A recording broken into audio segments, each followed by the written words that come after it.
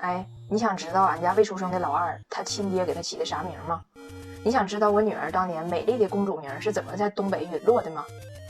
我大胖媳妇昨天来灵感了，说老二的名起好了，但是我一听根本用不了，不信你们帮我听听。就说老二真吃亏，我跟你说，那翟奥达那名怀孕之前就起好了，老二到现在都快卸货了还没定呢。我怀俺家翟奥达之前，有一次在巴塞罗那的一个山顶上，和几个朋友看浪漫的日落，我大胖媳妇就突然说，她将来如果有个女儿，就要起一个公主的名字。我说公主的名字，公主我就是俩，一个豌豆，一个石油，一个矬的像掌上一颗豆，一个富的喝豆浆碗直漏。这说到底不都是说我的吗？我不就是那个1米53.5的石油公主吗？但我老公说他想的这个名叫糟达，为什么呢？因为他喜欢玩一个游戏叫塞尔达传奇，然后这塞尔达传奇里头的公主叫糟达，也就相当于我喜欢玩游戏，然后我就给我儿子起个名叫马里奥或者是魂斗罗呗。但是这个名是怎么沦落成为了翟奥达呢？就第一次我们抱着孩子回铁岭，全家人在一块吃饭，大伙问这孩子叫啥，我大胖媳妇说叫糟达。就回家之后其实谁也没听明白，我老姨就问我小弟说，你姐人家还叫啥？我咋听个糟他呢？糟谁呀？完赶上你老姨夫听的呢是教的，完你大舅说呢不对，应该是英文版的捷达。我说那不可能，人家爹是加拿大人，起个名起个桑塔纳系列，人桑塔纳不是苏联产的吗？我小弟说桑塔纳系列好像也不是苏联产的，苏联好像产的是伏尔加。后来是我姥判定的，我姥81了，是腰院老王家一个睿智的独立女性吧，就是我姥说这孩子肯定是我老姨夫说的对，叫焦的。为什么呢？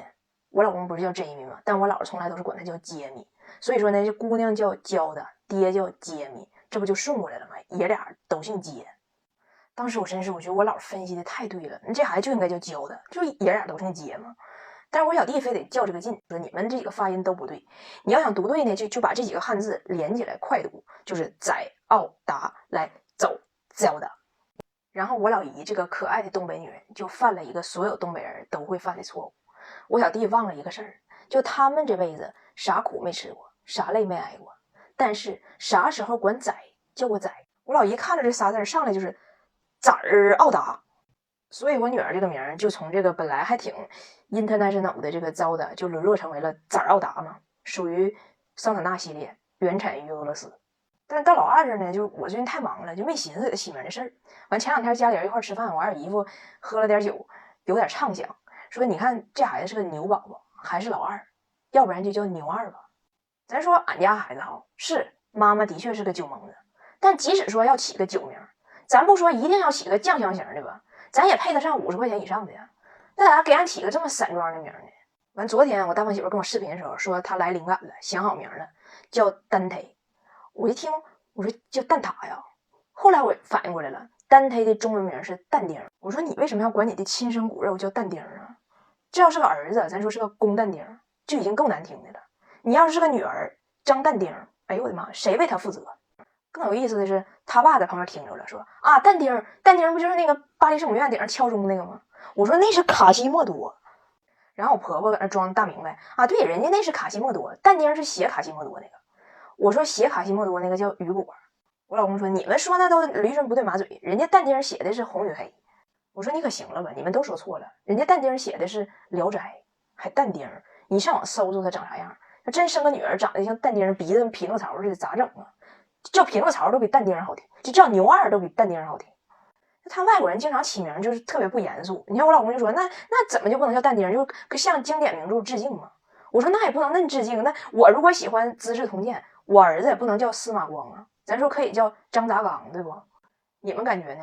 反正你们真得帮我想想吧，还有1个月，你们要想不出来好名，那就真只能在这个但丁和牛二之中选了。今天我过生日，你们猜猜我的大胖媳妇给我准备的是什么礼物？借此机会，我顺便澄清一下子啊，我今天刚满32，90年生人。以后70年的朋友们啊，请不要再管我叫彩玲姐啊，我不爱听。首先呢，蛋糕是他定的，这本身就是个错误。他手机上选的蛋糕，连那个60都没改呀。谁过生日啊？他说他全世界最喜欢的蛋糕就是那款特别中国特色的一个大蟠桃，然后配个大寿星佬那个蛋糕。他说他就爱那款大纹的，但是现在蛋糕店他说太新潮了，他就没找着那个带寿星佬人的。但是为了配这款蛋糕，人家在我家原地 cos 了一个寿星佬。然后呢，就到了给礼物的环节，整的神秘兮兮的。哎，拿铁，你说爸给妈买的啥呢？你知道不？包。啊，他知道我喜欢哪个包。哎，那你说他买的如果要买的包，哪来的钱呢？我给我爸钱了。面条机，面条。我给我爸300呢。你是有什么大病啊？对，多大病？煎饼果子。当时周围一堆人给我整的这个没面。这事儿咋回事？为什么要买煎饼机呢？是这样的，就前几天北京街上都没有人，你点外卖都没有骑手接单。然后我呢，突然间就特别想吃煎饼果子，就像有人说的似的，人家摊上这个毒猪啊，可能应该叫老母猪，就都特别能吃。然后点了1个多小时也没有人接单，大胖媳妇呢就非常着急，就给人店家打电话，那个我的煎饼果子你快点送吧。人店家说我们都摊好煎饼了，但没有人接单。大胖媳妇说那怎么办呢？人说那不行的话，我给你闪吧。大胖媳妇说我要什么伞呢？人家我要吃饼，你给我伞，我吃什么伞呢？然后还跟人说我的爱人就想吃一个煎饼，然后现在谁都不送，哎呀，这让我怎么办呢？哎呀，我都绝育了。人对方说你要绝育了，你喝点粥，你这时候你吃煎饼果子干啥呀？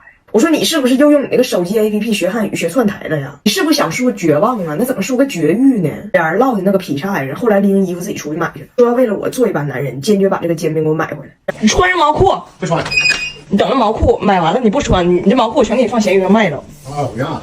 然后骑着电动就去买去了，回来冻傻了，就直了。但他给我拎回来的煎饼很热乎的，放自己肚子上了，一道捂回来的。我呢，说实话挺感动，就是这个煎饼让他捂的有点他的膻味儿，没别的毛病。但是从此他就立志要自己摊煎饼，天天在俺家平顶光练，那打鸡蛋啪啪碎呀。他说：“哎，你说我咋一打鸡蛋打手里就漏呢？你们说的漏一手是不是这么来的？”所以借我的生日，人家给我买个煎饼机。他说我们试煎饼的方式太被动了，要自己会煎。今天自从打开这煎饼机，已经摊了6个煎饼，惯这样的摊，简称摊晃，俺家俩孩子先看煎饼都跑。现在他买的这个什么煎饼机、炒菜机、面条机，我用过1次俺家的按摩床垫，拿铁的那个玛莎拉蒂。我现在给这东西全上架到闲鱼，咱给他找个下家。今天一律15到50块钱断舍离。哎，这这么轻的，Jamie里边 Switch 拿去了？你给我放空盒里，给我拿出来。你们如果想买啊，上闲鱼搜索我的名张海洋，就可以看到这些宝贝和属于我家所有闲置的，我都往上整。除了这俩，我暂时先不卖。你们有啥好玩的也可以往上挂嘛，就能挣点是点。救爸爸，救爸爸，谁也救不了你们。